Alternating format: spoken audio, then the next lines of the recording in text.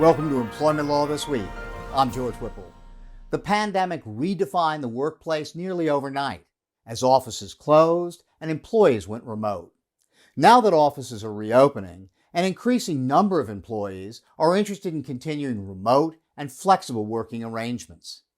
Epstein Becker Green's Greta Ravitsky and Emanuelson are here with some considerations for employers who are crafting flexible work arrangement policies. Flexible work arrangements are really any sort of schedule that deviates from what we would consider the traditional work week, the 9 to 5 work week. So that can include, of course, remote work, a hybrid work environment where employees are working part of the time remotely and other times coming into an office or other workspace.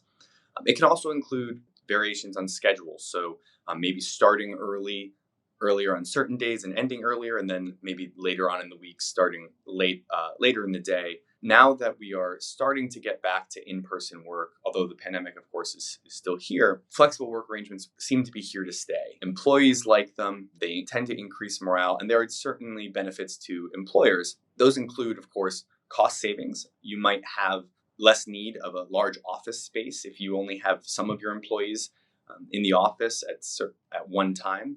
You might save on travel costs. Of course, there's recruitment and retention benefits because employees are increasingly looking for these flexible work arrangements when they decide on their next career moves. And it can increase diversity and inclusion in the workplace, as you might have a broader pool of applicants than you would if you didn't have a flexible work arrangement.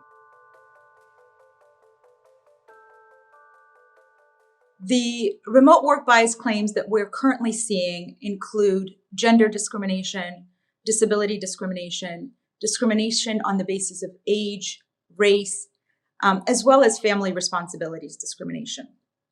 So to help minimize exposure to these types of claims, employers would be well advised to include a flexible work policy in their employee handbook that clearly outlines the process for making remote work requests, and one that specifically states that all flexible work arrangements are solely at the discretion of the company and are subject to review, modification, and cancellation at any time.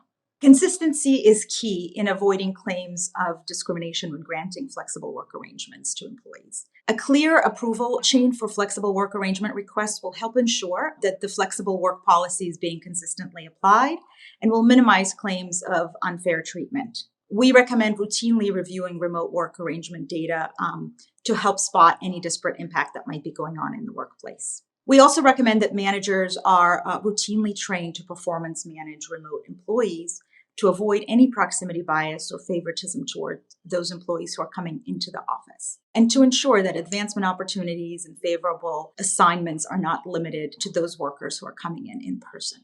And lastly, it is important that reasonable accommodation requests are handled separately from the discretionary flexible work arrangements, consistent with the requirements of the Americans with Disabilities Act. Thanks, Greta and Eric, and thank you very much for watching. We'll see you next time.